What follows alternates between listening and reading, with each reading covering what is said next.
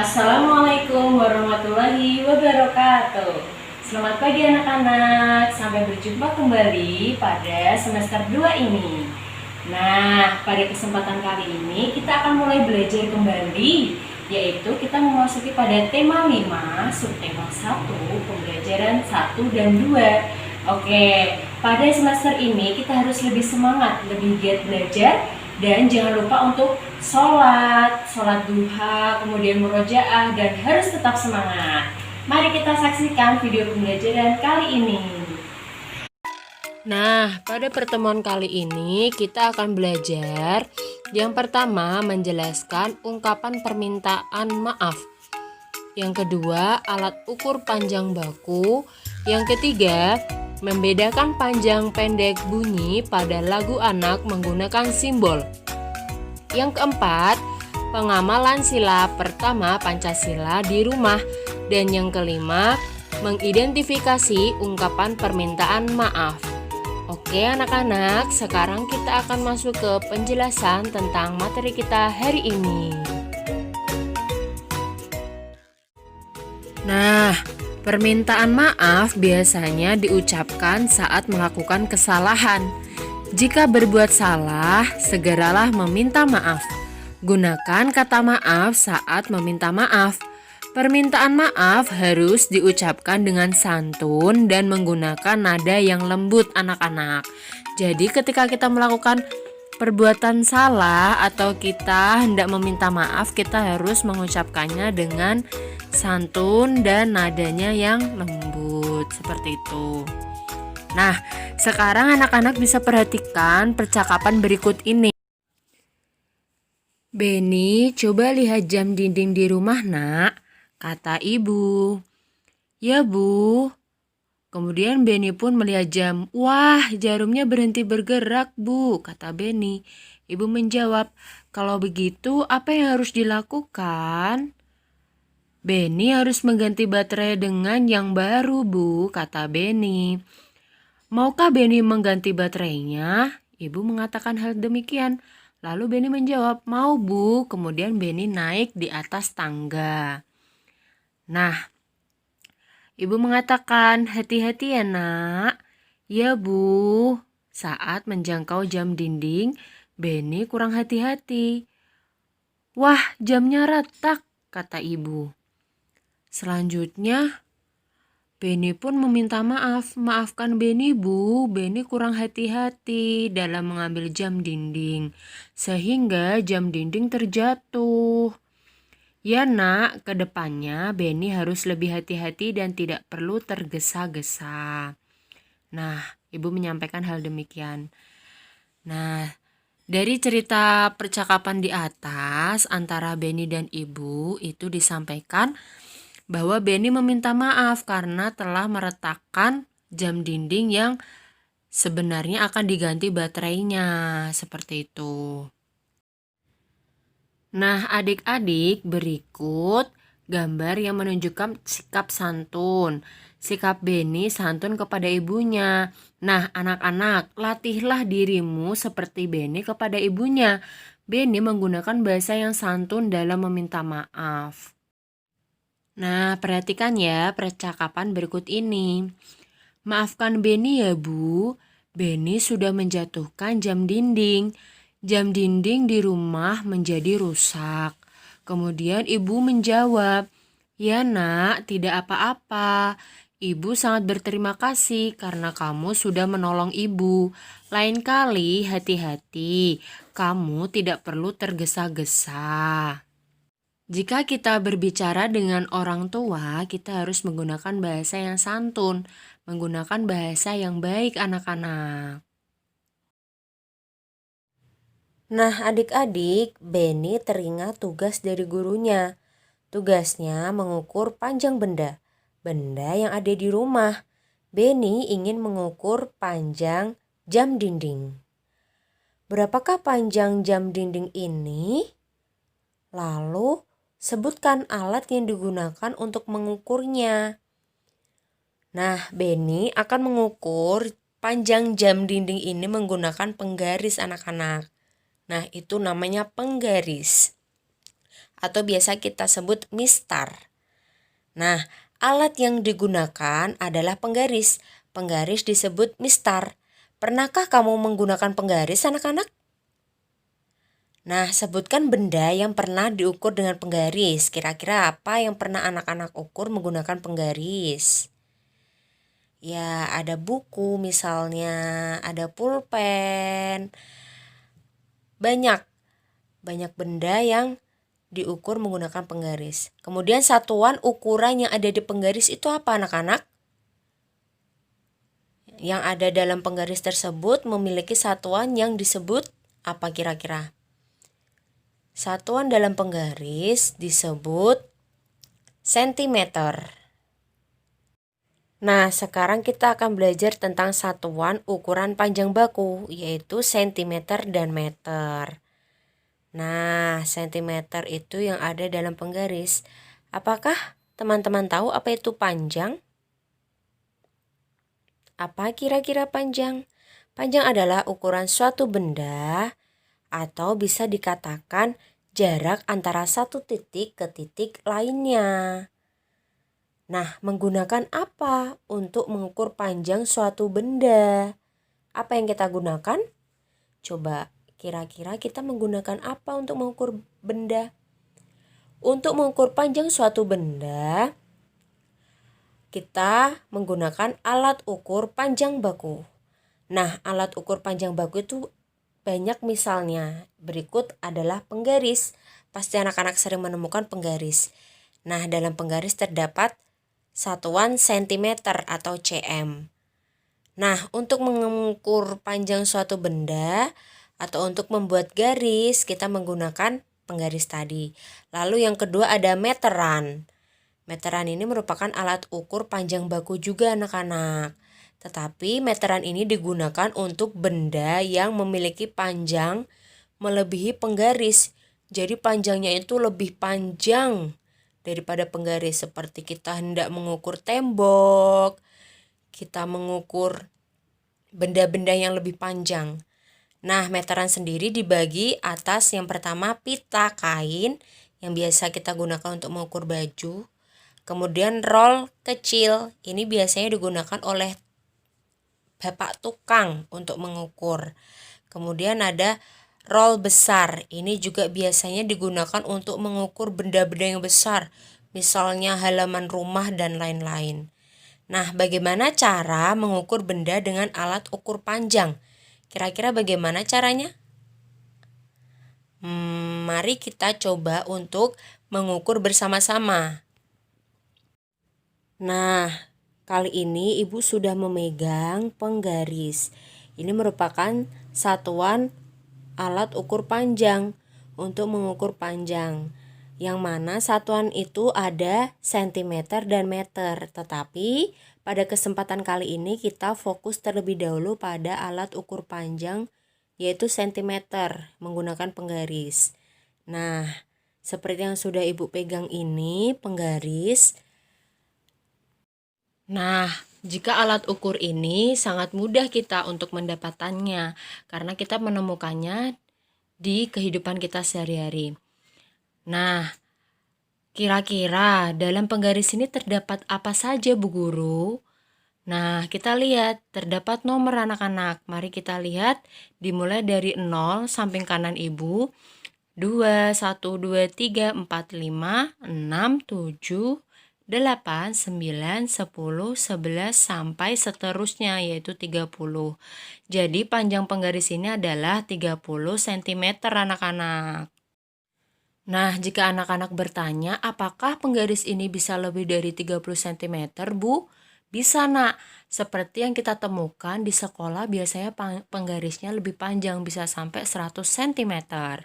Nah, perlu anak-anak ingat kembali bahwa penggaris ini adalah alat ukur panjang baku. Jadi, kita dapat menggunakan penggaris ini untuk mengukur suatu benda, untuk mengetahui berapakah panjang benda tersebut. Nah, sekarang Ibu punya benda pena. Nah, Ibu akan mencontohkan kepada kalian cara menggunakan penggaris ini, anak-anak. Jadi kita ukur pena ini menggunakan penggaris. Nah, sekarang kita praktekkan, yaitu caranya kita letakkan pena ini pada ujung penggaris. Nah, anak-anak bisa lihat sebenarnya sebelum angka 1 tersebut terdapat angka 0. Nah, kita menghitungnya dengan cara meletakkan di ujung penggaris. Nah, di ujung penggaris tersebut kita letakkan, kemudian kita hitung 1, 2, 3, 4, 5, 6, 7, 8, 9, 10, 11, 12, 13, 14, 15. Nah, tepat sekali. Pena ini memiliki panjang 15 cm. Nah, sekarang kita akan bernyanyi tentang paku gelang. Nah, pada teks lagu tentang paku gelang ini, Ibu sudah memberi tanda warna hitam dan warna hijau. Untuk tanda yang warna hitam ini merupakan dinyanyikan dengan bunyi pendek. Nah, karena itu terdapat simbol titik, maka itu dinyanyikan pendek. Kemudian untuk yang berwarna hijau yang bersimbolkan garis 2, strip 2, itu dinyanyikan dengan bunyi panjang anak-anak. Nah, anak-anak bisa perhatikan terlebih dahulu lirik bait dari paku gelang ini. Kemudian setelah ini Bu Laras akan menampilkan cara menyanyikan paku gelang ini sesuai dengan bunyi panjang dan pendeknya. Saksikan terus anak-anak. Lihatlah sebuah titik jauh di tengah laut. Makin lama makin jelas bentuk rupanya. Itulah kapal api yang sedang berlayar. Asapnya yang putih mengepul di udara. Lihatlah sebuah titik jauh di tengah laut. Makin lama makin jelas bentuk rupanya. Itulah kapal api yang sedang berlayar. Asapnya yang putih mengepul di udara.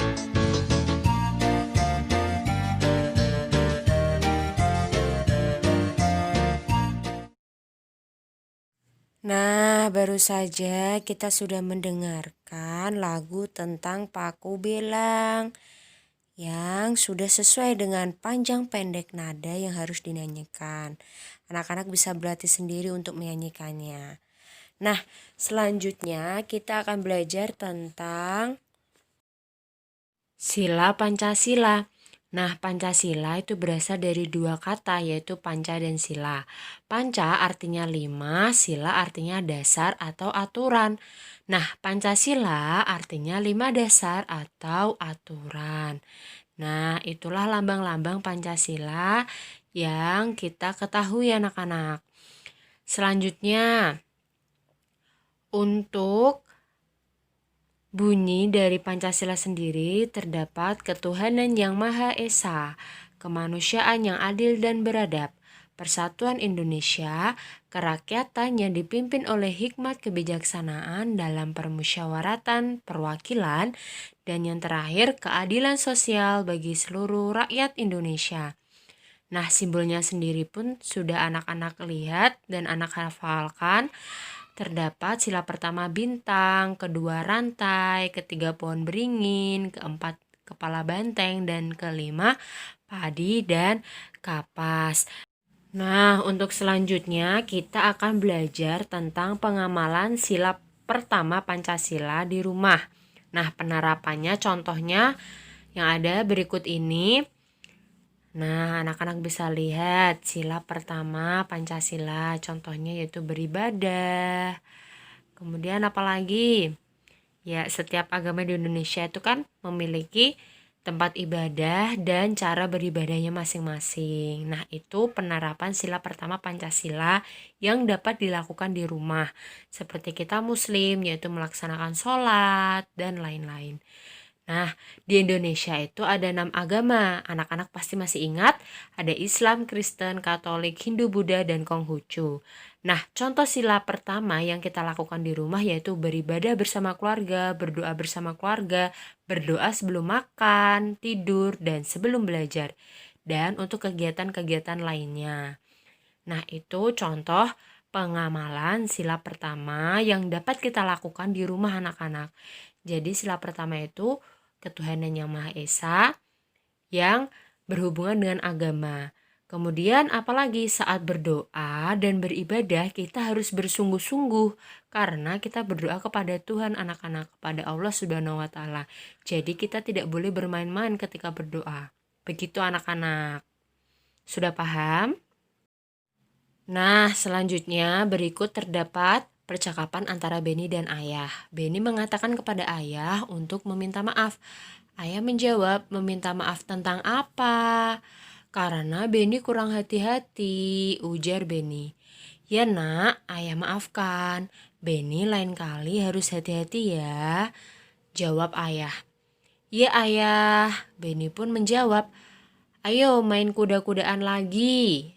Ayah mengatakan hal demikian dan Beni menjawab, aku ingin menjadi anak kuda lagi. Baiklah jagoanku. Nah, pada percakapan tersebut, Beni mengungkapkan permintaan maafannya kepada ayah karena kurang teliti atau kurang berhati-hati. Oke, everybody, masih ingatkah kalian tentang makna kalimat minta maaf anak-anak? Yang sudah kita pelajari tadi tentang kalimat maaf. Nah, di sini Bu Laras akan mengingatkan kembali. Nah, Udin, aku minta maaf ya karena sudah menendangmu, kata Edo. Dari teks tersebut, kira-kira siapa yang meminta maaf? Ya, yang meminta maaf adalah Edo. Edo meminta maaf kepada siapa anak-anak? Benar, Edo meminta maaf kepada Udin. Mengapa Edo meminta maaf kepada Udin? Edo meminta maaf karena sudah menendang Udin. Nah, itu. Jadi, kalimat minta maaf di atas maknanya yaitu Edo meminta maaf kepada Udin karena sudah menendangnya. Nah, itu makna dari ungkapan perminta maafan. Nah, Ibu memiliki contoh lainnya. Ibu, Rio minta maaf karena sudah memecahkan gelas di dapur, kata Rio. Siapa yang meminta maaf anak-anak? Benar, yang minta maaf adalah Rio. Lalu, Rio meminta maaf kepada siapa? Benar, Rio meminta maaf kepada ibu. Mengapa Rio meminta maaf kepada ibu anak-anak? Ya, karena sudah memecahkan gelas di dapur. Jadi kalimat minta maaf di atas maknanya yaitu Rio meminta maaf kepada ibu karena sudah memecahkan gelas di dapur. Nah, ini adalah ungkapan perminta maafan yang dapat anak-anak pelajari. Oke semuanya. Alhamdulillah, pembelajaran kita kali ini telah selesai. Untuk tugas kita hari ini yaitu mengerjakan buku pena C halaman 4. Ayo berlatih Sukti. Muatan Bahasa Indonesia. Terima kasih anak-anak sudah menyaksikan dan mendengarkan penjelasan dari Bu Laras. Tetap semangat. Wassalamualaikum warahmatullahi wabarakatuh.